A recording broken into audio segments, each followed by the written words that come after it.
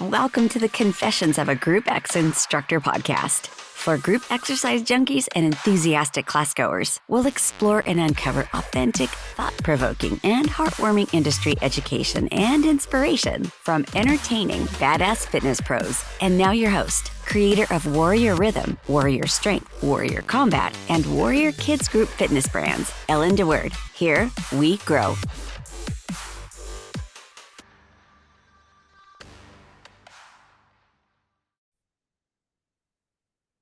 Well, hello, group fitness junkies. I'm so excited about today's guest. Oh my gosh, we have Siri Chilazi with us, and we are going to be talking about how to blaze a trail in our industry. And before I turn things over to her a little bit, I wanted to give you a formal sort of bio so you get the lay of the land. So Siri Chilazi is the IDEA Emerging Trailblazer of the Year 2023 and a 17-year veteran in the fitness industry. She's a master trainer for cardio yoga and rack the bar. She teaches formats ranging from Pilates to bar to step to HIIT, really to anything. I've seen her exercising with coconuts before. As an educator, Siri is passionate about training instructors and regularly presents at industry-leading conferences including IDEA World, SCW MANIA, and FitnessFest. Siri holds certifications with ACE, AFAA, and SCW as well as more than 20 specialties certificates. Besides her fitness career, Siri has a second career as an academic researcher on behavioral science and workplace gender equality at Harvard University. She is the author with, don't let me mispronounce her name, Iris, is it French? Is it Bohnet? Oh, close. Swiss, so it's pronounced Iris Bohnet. Iris Bohnet. Mm-hmm. Of a forthcoming book on data-driven solutions to level the playing field at work, to be published by HarperCollins in early 2025. I didn't know this about you. You were writing a book and it was published in like a year. Yes, it's very exciting. So exciting. Okay, so before I turn it over, I wanted to say to this amazing audience that Siri is just the total package human being. She is so absolutely stunningly beautiful and so brilliant, so talented, so smart, and hardworking, and she's just everything. And I also wanted to say that as someone not newer to the industry, but newer to the conference circuit, which is, I'm trying to remember where we met. Where was it in SCW? That's such a great question. I feel like it was a mania maybe shortly after COVID. Yeah, once things started coming back a couple of years ago. Yeah. So my experience presenting my own format at a conference is all pandemic and post-pandemic, because Warrior didn't exist pre-pandemic. I was conferencing as a Beachbody presenter. So when I entered the scene as a presenter for my own programs, I had some trepidation about the whole thing, some nerves. And I didn't know, there's a lot of big ego in our industry and a lot of talent. And I didn't know how I would fit into that. And I didn't know if it would feel competitive. And I just want to say to the audience and to you, Siri, I want to say this to you, that you were so lovely to me. You were so Thank you. abundant, mindset, cheering me on, rooting for my success, attending my sessions. And you're the goal of who we want to be and who I want to be in terms of having that abundant mindset. And we want everyone to win. And Siri represents other brands. And I can't wait to talk about those today because, there's room for all and we can all win. So with that, tell us a little bit about yourself. Oh, Ellen, thank you so much for that incredibly generous introduction. That's truly so sweet. And I just want to say all of that back to you. You've taken the conference circuit by an absolute storm, and that's been so wonderful to see. So I'm just thrilled to be connected and so honored to be here. So thanks for having me. Oh my gosh, what can I even add? I just love fitness. I think that's the biggest thing. And most of us, especially those of us who are in the industry still now after the pandemic weeded out a lot of people who didn't have that burning fire that says, no, I have to be doing this because this is my life's calling. So those of us who are still here and all of you who are listening, thank you for being still here. You know, this industry is coming back stronger than ever. And with our perseverance and with our dedication, we will make sure that it's even better going forward. So I'm just thrilled to be playing a small part of it.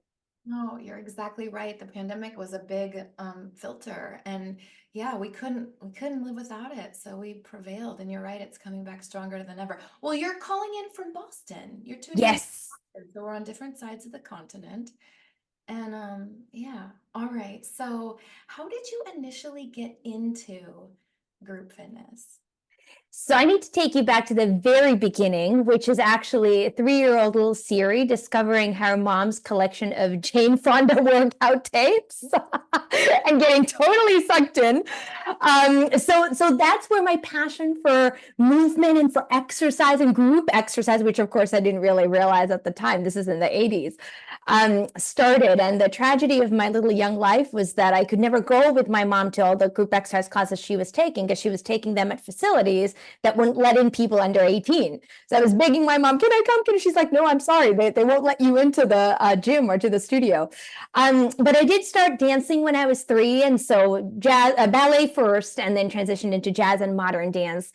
And when I came to college, my very first semester, I finally was able to start taking group fitness classes, 4 or 5 days a week. There I am in the front row, just living the dream, loving every second. And our group fitness director, Don Stennis at Harvard University, was actually the one who, after a couple months, came up to me and said, Siri, you're clearly taking all these classes, you're loving it, you're in the front row. Have you ever considered becoming an instructor? And for me, the story is so powerful because it's one of those moments where the moment Don said it, it made so much sense. Like, oh my gosh, yes, of course, I should be a fitness instructor. But I had never considered it. It was never even a possibility that had crossed my mind. So it took someone else, seeing my potential and extending a hand and saying, hey, I think you could do something that you don't even realize you could do. Let me give you some pointers. Let me help you along on this journey. And I've just been so inspired by that ever since then, I've kind of tried to pass that on as much as possible and bring other people into the industry too. And that was, like you said earlier, 17 years ago. Goosebumps. Really, truly gave me goosebumps. Your story is really different than mine. Really? Yes, really different. Did you start off in the front row? You just marched into the class? I Shut up. Oh my gosh. Okay, so I think that's a little unusual. I think most people are maybe a little bit more like me, where we kind of start by hiding in the back row. Well, anyway, I was definitely hiding in the back row. I'll elaborate on this at some other episode. I want to hear the whole story. Oh, well, I talk about it sometimes on stage at conferences, but I was recovering.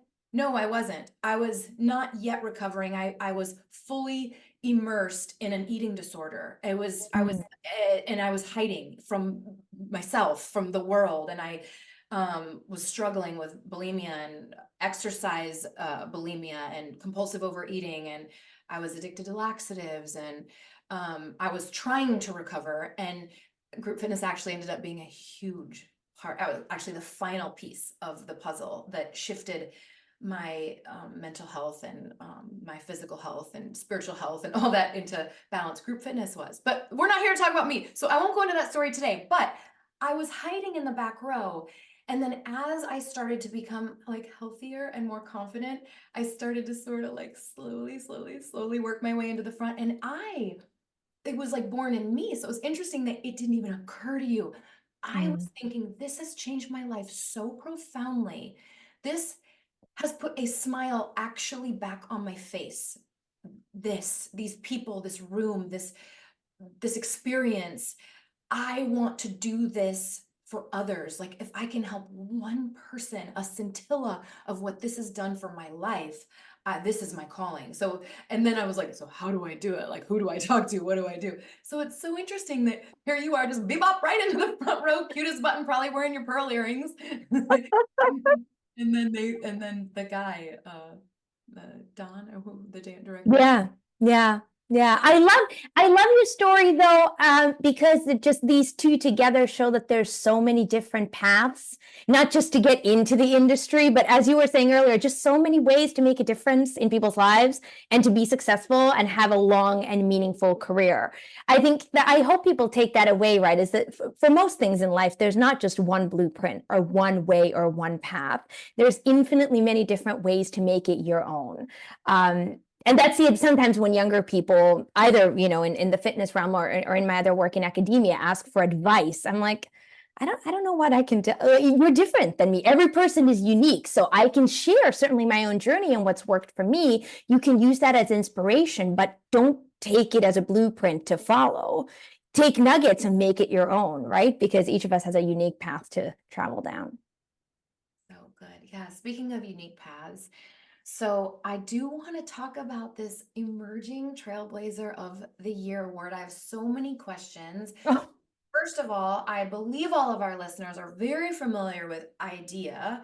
It is kind of, I mean, the hub. It's the Mecca. It was the first conference I ever heard of, and I yes. was expected to attend. And they have these very prestigious awards for Personal Trainer of the Year, for Group Fitness Instructor of the Year award, and they have the Emerging Trailblazer of the Year award, which Siri just won. And I wanted to hear, like, what was that like? And just start there. What was it? Oh, So you knew you were nominated, and so yeah, take us on that journey.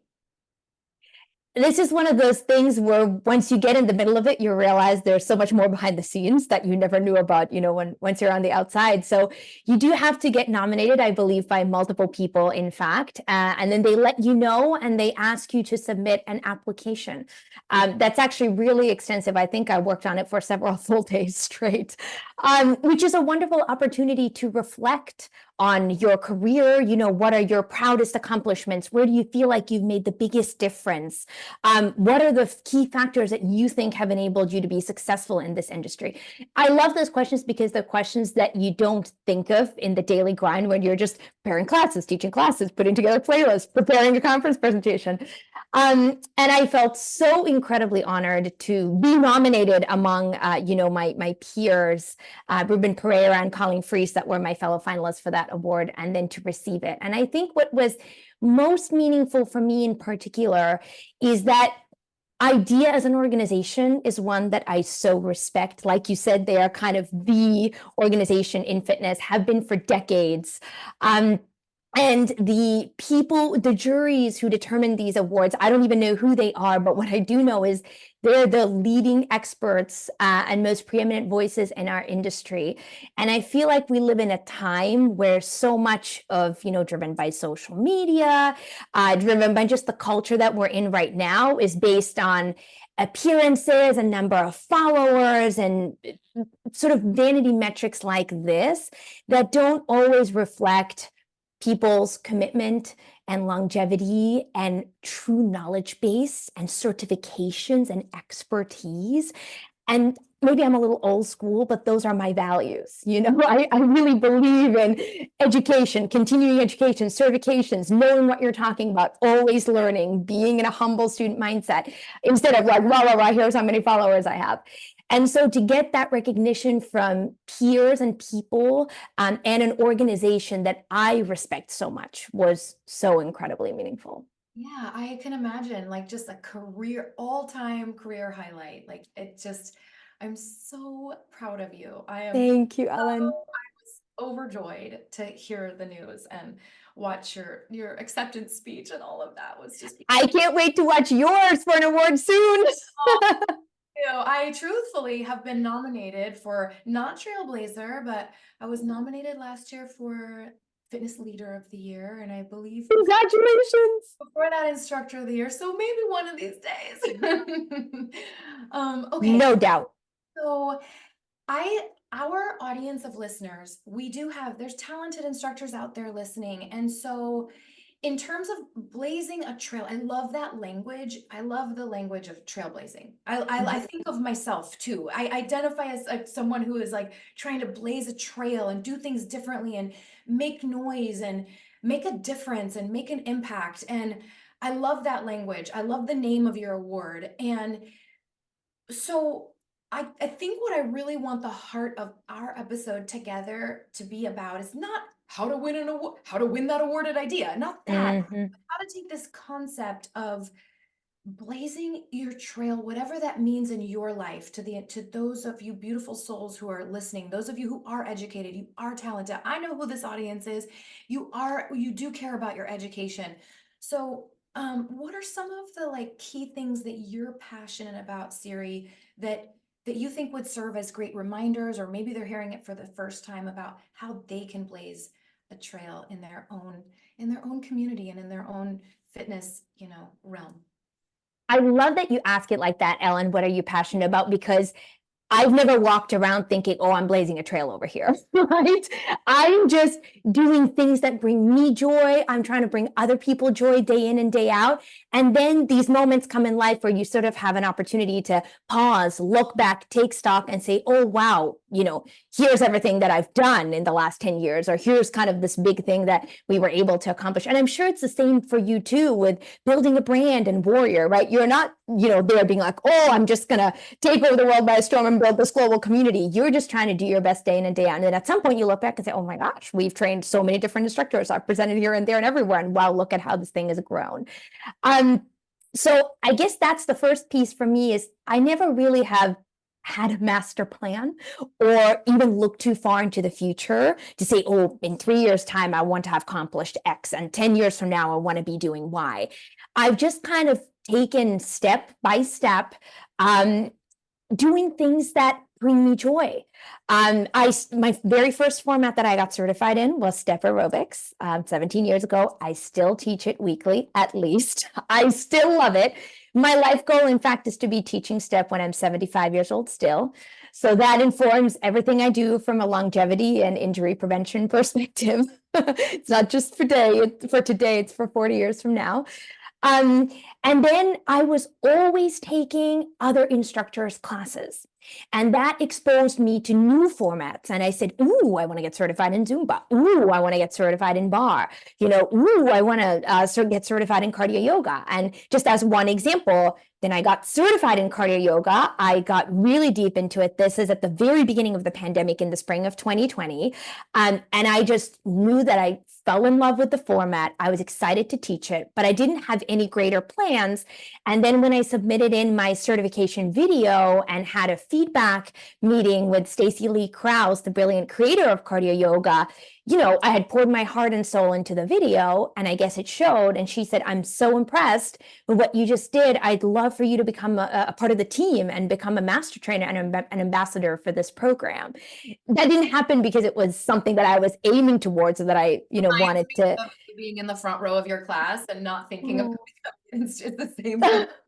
like you getting on it and then it's deja vu. Oh, that means a lot, but it's like when you put yourself out there and pour your heart and soul into everything that you're doing and are always trying to educate yourself and be better, then I guess I can just speak to my experience, but doors open and opportunities will cross your radar, stuff beyond your wildest dreams. And then it's just your job to keep eyes and ears open and sort of grab those opportunities with both hands when they come to you.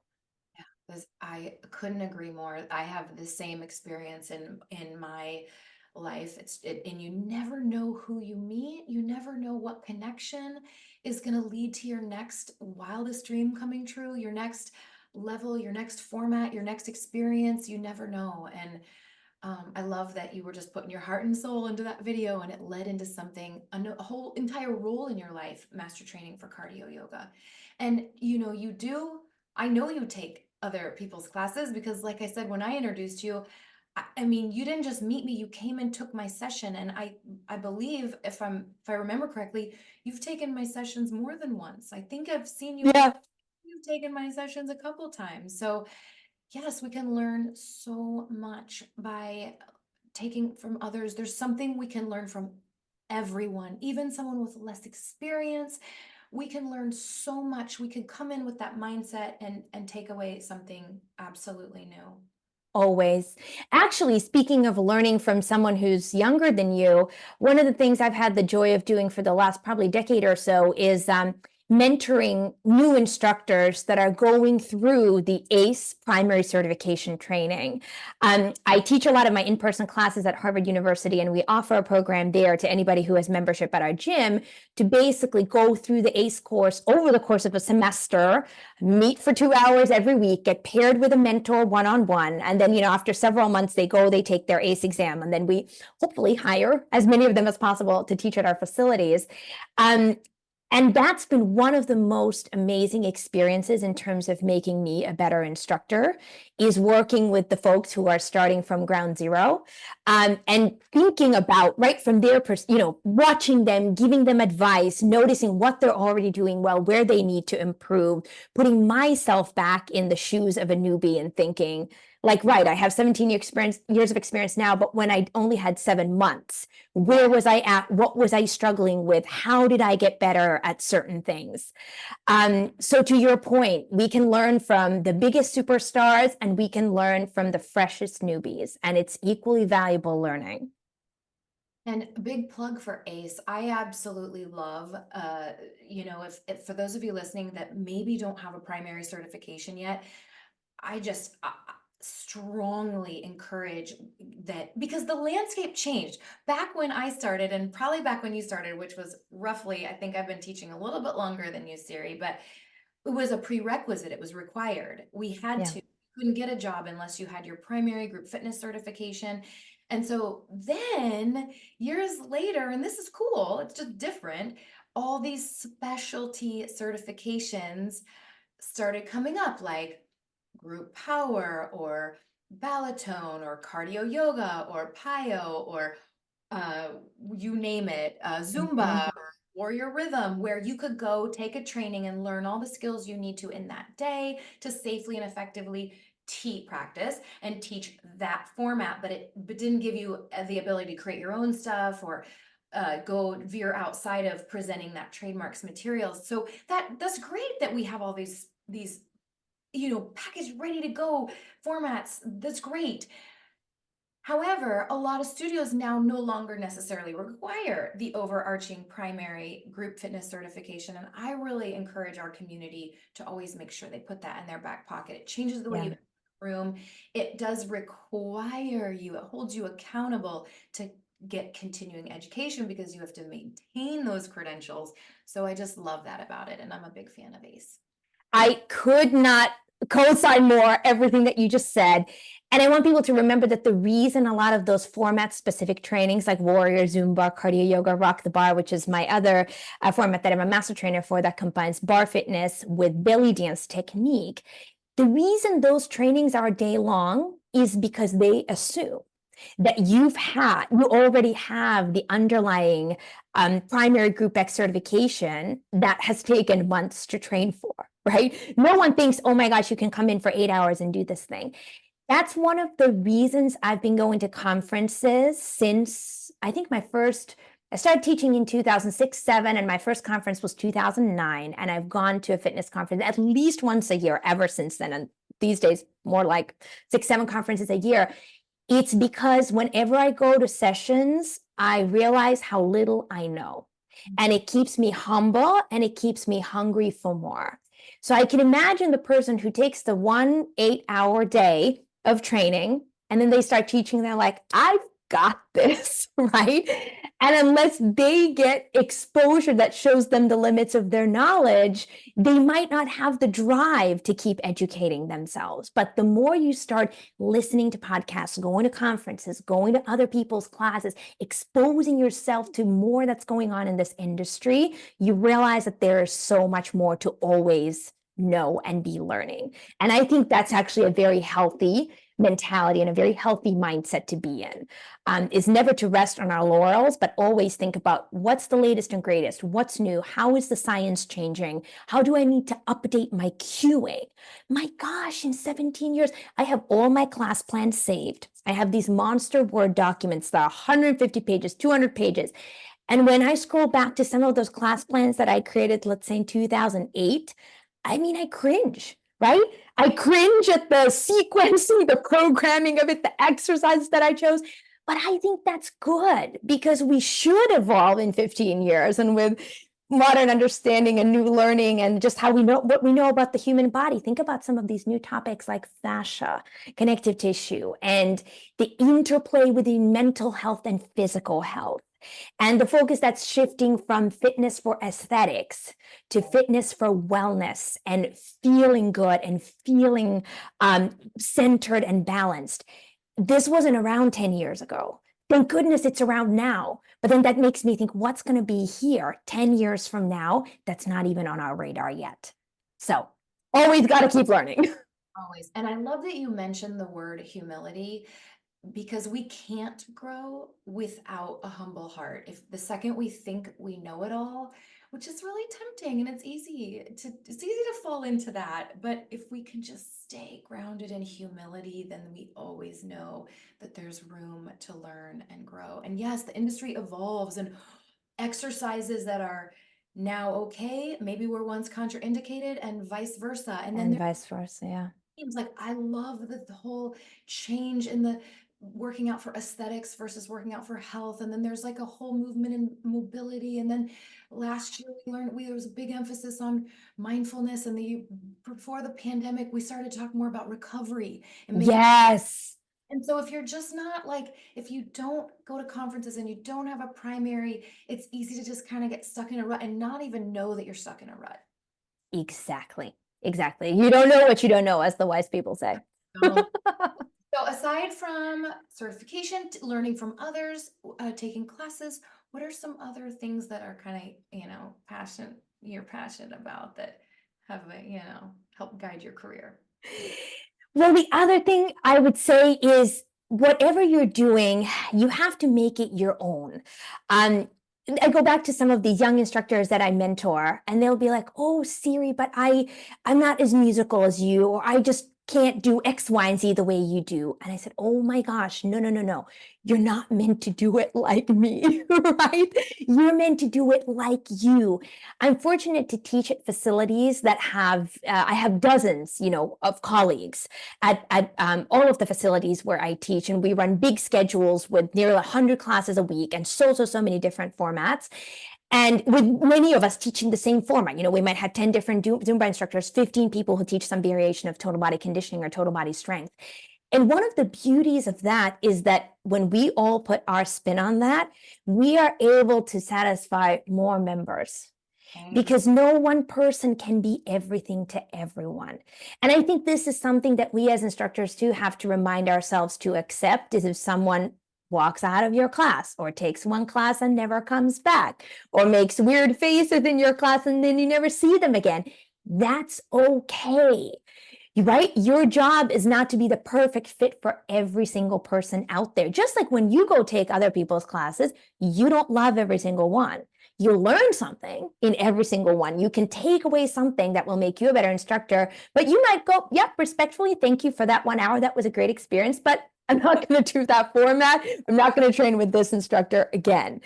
So I think it's playing to your unique strengths and knowing who you are and what makes you shine, what makes you special, and then really leaning into that and not trying to compare yourself to others and saying, "Oh, I wish I could present, but I can't be like Trisha Murphy Madden or like Mindy Milray or like Lauren George or like Ellen."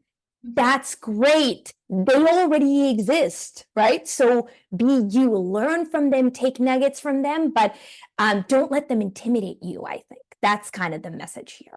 Absolutely. I feel like I love mentoring and training up new instructors. I'm so passionate about it. I love giving feedback. I love that whole process. And I do think new instructors tend to want to emulate or be like the person that inspired them. And, that is a good maybe starting off place, and we do assimilate and kind of pick up mannerisms and things from people that we're drawn to and attracted to and or impressed by or whatever. And I think that's a nice, like, some of my new instructors have actually said they'll use some of my exact wording they hear on the video when they're teaching their class. I think that's a nice, like, starting off place. Yeah. But then they can learn and cultivate and find their own unique thumbprint of a personality of an instructor that is uniquely theirs. And you're right, we cannot be all things to all people. People don't, I am not everyone's cup of tea, but the more and it's really been in these last few years, Siri, that I feel like I'm really kind of settling into who I am, and my style and my mannerisms and my sense of humor or lack thereof. And it, the more I'm me, the more I'm going to really powerfully draw the people that like me, and the more I'm maybe not going to be for somebody else. And that is okay. It's actually really beautiful. I think a good analogy is Hershey's Kisses.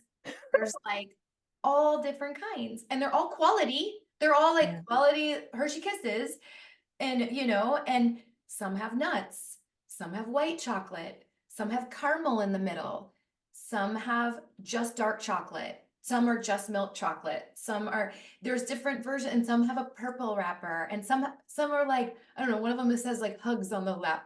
They're all a little different, and you might be drawn to one that I'm not drawn to because I'm always going to do dark chocolate. Exactly.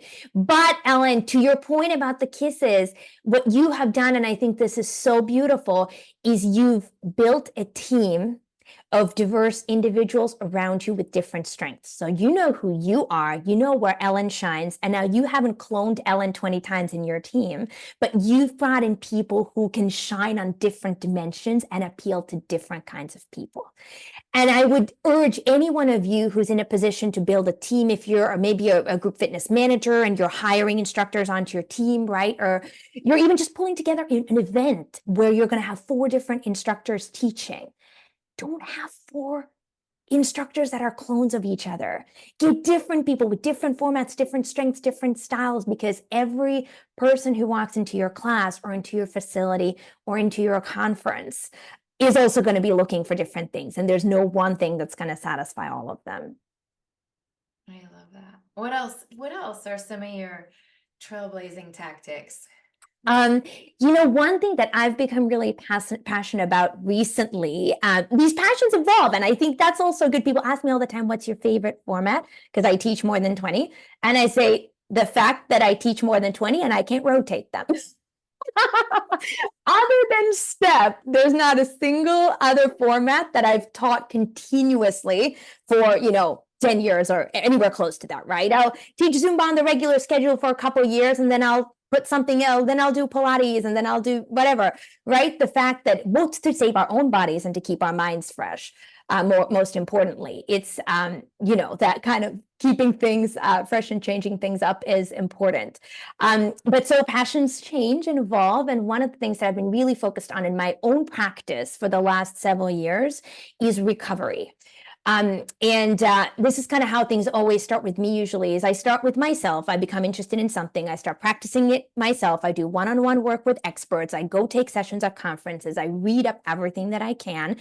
And I upskill myself, and I get, if there's certifications and trainings available, I take all of those. And then once I feel like I'm starting to really know what I talk about, then that content might find its way into my classes, or it might become a workshop that I present at a conference, only once I feel like I really understand what's happening. So I'm actually going to be presenting sessions on injury prevention for fitness professionals at the SCW MANIA conference is coming up in 2024. Not so much from a technical lens of how do you do a squat so as not to injure your knees, but how do you think holistically about the physical, mental, and emotional side, and how do you as an instructor prepare yourself for longevity in this industry? Because I told you already, I'm planning on being around 40 years from now when I'm 75 and still teaching step aerobics. So how do I make sure that I get there?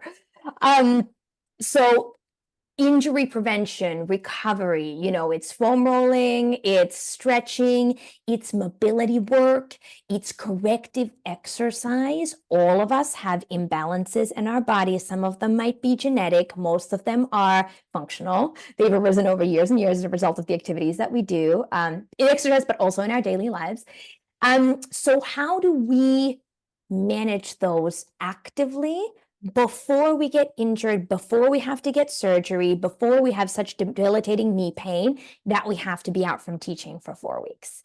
I feel very lucky that I haven't had any of those major injuries yet. But I have to admit, since I turned 30, I started having like just little weird things. I wake up and all of a sudden my knee hurts. I'm like, what? Why? That's never happened. Wake up and my hip is sore. I'm like, what? So nipping those things in the bud and learning how to really preemptively prehab things, right? The only difference between prehab and rehab, as people say, is that for rehab, there's been an injury before. So a lot of the exercises, the approaches that we deploy to prevent injury are actually exactly the same as we would deploy to treat an injury. So if we can, prevent that injury from happening in the first place, why wouldn't we do that instead? So our goal is to do prehab instead of rehab. Right. And I hadn't really thought about that in terms of it being the same exercises. Mm-hmm. Interesting. If you have a physical therapist that you work with, a chiropractor, any kind of active exercise specialist, ask them. Right. And they will tell you, oh yeah, sure. If you're recovering from Achilles tendonitis, these are the exercises that we would do. These are the things that I'd prescribe for you. Now you're trying to prevent ever getting Achilles tendonitis. You're going to be doing the same stuff. Talk to us about having a mentor. Oh my gosh. I think one of the most important factors for success, especially in the fitness industry, but frankly, I think in any industry. My first mentor, like I said, was Dawn, the group fitness director, who's still my boss, who's still the group fitness director at Harvard, who plucked me out of her class front row 17 years ago. What makes her a mentor? In the beginning, she wasn't trying to be my mentor. She was just being herself. She was just authentically passing on her wisdom. Like, I'll give you an example. One of the things that never has left my mind, is so etched into my mind, was I actually did my first primary group X certification with her. And she said, being an instructor is not about you. It's about your participants. This is not about how good you look, how fabulously fit you are, showing off what your body can do or whatever. This is about you channeling all your energy toward your participants, meeting them where they are at, observing them, seeing what they can do today, what exercises are right to give them today, doing things that are going to be safe, effective, and fun. And by the way, in that order, because I'm old school, safe first, then effective, and then if we can make it fun on top of that, great. That are going to be for them. And the other thing that she taught me, which I think especially in today's landscape is so profound, is she said, in this job, you don't get to have a bad day, right? Because you could be the best part of somebody's week. Like, someone could be in a really tough life circumstance, going through whatever, and once a week, they manage to carve out the time to come to your class. You need to be at 110% for that person, which means for every person, every single time you teach. And I actually really love that, because I think that advice and that mentality of approaching our job with that level of professionalism, also enables us to have balance and say, I'm going to deal with, we all have stuff going on, whatever, but I'm going to deal with that over here. And then when I get up on stage and walk into my studio, that's my sacred time to just shine for my students, right? And like light them up. So it's nuggets like that I've picked up along the way from Dawn and all of the other people that I consider mentors. Some of them I kind of see and talk to one-on-one. Some of them are mentors to me without realizing. I've just followed them for a decade. I've been to so many of their certification trainings, conference sessions. When they are a guest on somebody's podcast, I listen, I watch their postings on social. That's like free mentorship is like, yeah, a podcast or like going to someone's sessions. Yes, it's true. It doesn't have to be like an official, like a dating relationship. Absolutely. Like, will you be my official mentor? Like it can be, and Exactly. they come and they go and there's different influences. And I just think they do change the way. So when you were talking, I was reminded of some premarital counseling that Mm, and it was just like solid wisdom that actually I didn't think I needed premarital counseling or anything like that. But it was like, I remember how it impacted me the most, and not just my marriages. I'm on my second husband, not just how it affected that, but all relationships in terms of like conflict resolution. I learned some tools how to have a constructive argument. This is just going to be an analogy here. So like there were some guidelines like do not interrupt, try not to use hyperbole like always and you never, and like not to yeah. be hyperbolic, and to um just certain like wisdom, and there were like 10 rules to having not to bring up another issue and throw it on the table, Mm, like these 10 rules. And it really has changed the way I have conflict with people, and that turns it into something constructive because I've learned these tools that I just was taught. And the same thing with like having a mentor or multiple mentors or learning from podcasts or conferences. You pick up these things like Siri just saying, like, it wasn't about her being the star of the show, how fit she is, how smart she is, but what she could give and impart and empower and provide for her students. Just like that little tidbit, take that, file it away, take another one, file it away. And little by little, like it shapes who we are. So what yeah. about, and then paying it forward so that you have like your hand up, you're looking for mentorship. Doesn't have to be a formal like agreement that you're my mentor, but you're looking for influences, good influences, people you admire, people you respect, but you're also having a hand down. And like Siri works with these young folks at the college that are going through the ACE program and starting to teach for the first time. So she's imparting, so she's, doing it that way too. And actually like that helps us learn too. When we're educating, it's one of the best ways we learn, cement things in our own. Oh my gosh. Yes. And It's so true.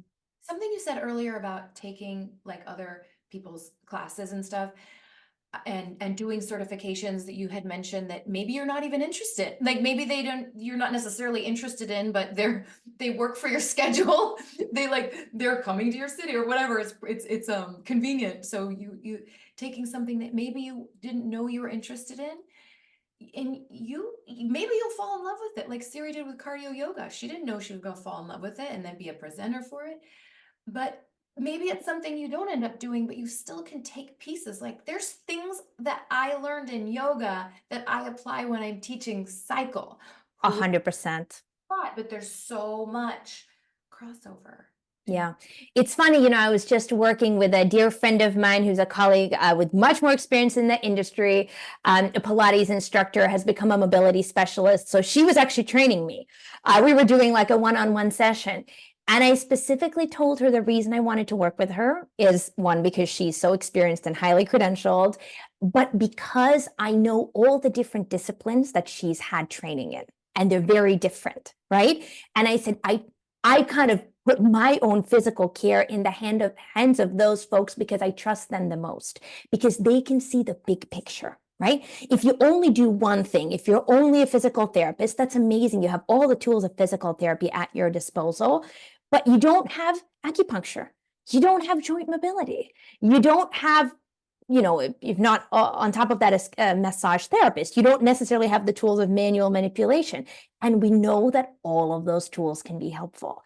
So I gravitate towards practitioners and people who have just an understanding of these multiple adjacent and complementary disciplines, and can draw on the combination of all of them when they're assessing me and saying, hey, Siri, how can we make you move even better? How can we make sure that you don't get injured in the future? And I try to do that same thing in group exercises. Yes, to your point, I'm certified in everything from yoga to HIIT to cycling, which I've actually never taught, but I'm still certified in sprint cycling, and Pilates and Barre and belt and step and this and that and the other. And they all reinforce each other. And I take learnings and insights from each discipline when I'm teaching something totally different. Since we were talking about like mentorship and how kind of along with having a mentor in your life that's giving you wisdom and insight, do you have any words or any thoughts or anything you want to say to our audience about like how to receive feedback? Like what if it's feedback? What if it's feedback that is something that, you know, you need to improve on and it's hard to hear? Yeah. So I know this podcast is titled Confession. So can I make a confession now? Is that okay? Is this going to be is this the? This is the confession for me today. It's time. My confession is that some of the most profound feedback that has been most transformative for my career as an instructor has come from my students, and it's been constructive and difficult feedback. Perhaps that's why it's been the most transformative. So I'll just give you a few examples. I was doing a strength training class, and I had people hold a small Pilates ball, like a bender ball, between their elbows to do something. And after the class, this woman who'd been taking my classes for so long, who's so sweet, she came up in such a nice way, but she was like, you know, Siri, I don't know if you noticed, but people with my body type, we can't get into that position. She was a little bit bigger up top. And so, you know, the ball is a fixed size, it's pretty small. She was like, I just can't bring my elbows that close to even hold the ball. And I was mortified because without aiming to, I had, you know, made her feel uncomfortable and created an environment where she couldn't feel successful. It's the worst, right? That's the last thing we want to do as instructors. The opposite of everything you aspire to do, and you did it. Exactly. And I'll share another example. Again, changed my cueing forever. I had heard someone say, and then I had adopted that cue to brace your core. Imagine someone's about to punch you in the stomach, right? And if you imagine that that's going to happen, you kind of automatically brace and engage your core muscles. And again, it took a student walking up to me very tentatively after class. She was like, Siri, I just want you to know that when you say something like that about, you know, punching in the stomach, there could be people in your class who are victims of violence or who have a history of violence in the family. And that's just very triggering. And I wanted to die. I wanted to cry, right? Again, just mortifying. But I sucked up and said, thank you so much for telling me. I really appreciate it. You will never hear me say that again. And then I had to go home and sit with it for a while, right? But it's made me such a better instructor. And so that's my confession. It's actually the biggest lessons and the greatest growth has often come from receiving the most difficult feedback and often from participants. But you know, it doesn't always have to be even difficult feedback. I mean, I've made it a habit at the end of each of my classes when we're cooling down and stretching to tell people if there's any announcements, whatever, I give the announcements and I say, I would really love to hear your feedback. If you have a favorite song that you'd like to hear on next week's playlist, or for a strength-based class, if you have a favorite prop that you'd like to use, you know, maybe you love working with resistance bands, let me know. I'll put that on the schedule for next week. Or any feedback about any exercise or anything that I said, please come talk to me. And you'll need to say that spiel consistently for weeks or months before the first person walks up to you to say anything. And then you'll need to reinforce it. So now, you know, if someone gave me a playlist suggestion, when that song is on the playlist next week, I'll say, thank you, Janet, for this awesome suggestion. Janet requested this song last week, so here it goes. And once you show people that you're taking their feedback on and it's changing how you do things, that's when they become more emboldened to come give you more of that feedback. So it's a virtual cycle and it takes a little bit of work to get the cycle spinning. But once it does, it's so rewarding and it builds so much loyalty and goodwill with your people. They will just love you that much more and they will be that much more motivated to come to your class because they see how much you care about them and listen to them. Oh, that is so beautiful. I love that so much. That's a beautiful note to end on. So, to all the trailblazers out there listening, we're all blazing our trails. We're all blazing our trails in this beautiful industry that we get to be part of, that we're so privileged to be part of. I'm so grateful, Siri, that you shared some of your time and energy with us and gave us some great reminders and some news tidbits too. And I'm so proud of your award. Oh, thank you, Ellen. For your book to be released. I'll have to read it and then we'll have to have you come back on and talk about it. I would love to. 25. So I will actually see quite a bit of you in the next year. So I just want to invite all of our listeners, many of whom do go to conferences. So Siri is going to be at DC Mania with us Yes. shortly, and it will be shortly after the airing of this podcast. So when you're there, make sure you come to her sessions, visit her there. Then she will also be in California Mania, San Francisco. We will also be there. So that's another place you can connect with her, meet her, take her sessions. She's doing IDEA, of course, and fitness, and IDEA is in Los Angeles again. We'll see you there too. Yes, July 2024. The place I won't see you is Arizona. We're not doing FitnessFest this year, but she'll be in FitnessFest. You guys can meet her there. You all can meet her there. And then also please follow her on social media. It's Siri Chilazi. So it's Siri. I was worried about saying it on the podcast because You nailed it. no, not like I'm gonna say your name wrong, but I was worried that my computer was gonna be like, Oh. so worried because I was talking about you. I was talking about doing this podcast. I forgot to tell you this funny story. I was talking about you to my husband, and my computer was like, like, Very chimed up. does that during the interview? It's happened a lot to me. Siri. Yes, I knew how to spell it. I just wasn't sure I could say it right now. Chilazi, Chilazi, and you can find her by her name on Instagram, on LinkedIn. She's doing all kinds of. Her Instagram is so fun and adorable, and she's showing us how we can do millions of planks in all kinds of ways you could never even imagine you could possibly do a plank.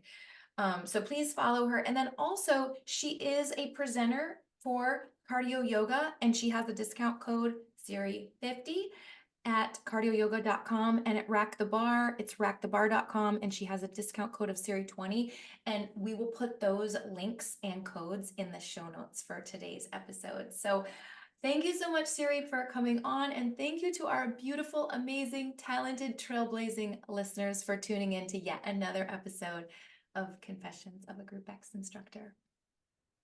Bye. Thank you so much for having me, Ellen, and thank you all for listening. It's been such a joy. Thank you. Thank you for joining in on the Confessions of a Group X Instructor podcast. If you're interested in becoming a Warrior Rhythm, Warrior Strength, Warrior Combat, or Warrior Kids instructor, go to warriorinstructors.com. But if you want more and found this episode amazing, please give us a rating. And with a simple click to subscribe, we'll invite you back to our next episode. So remember, be brave, be bold, be blessed. And above all, listen, learn, love.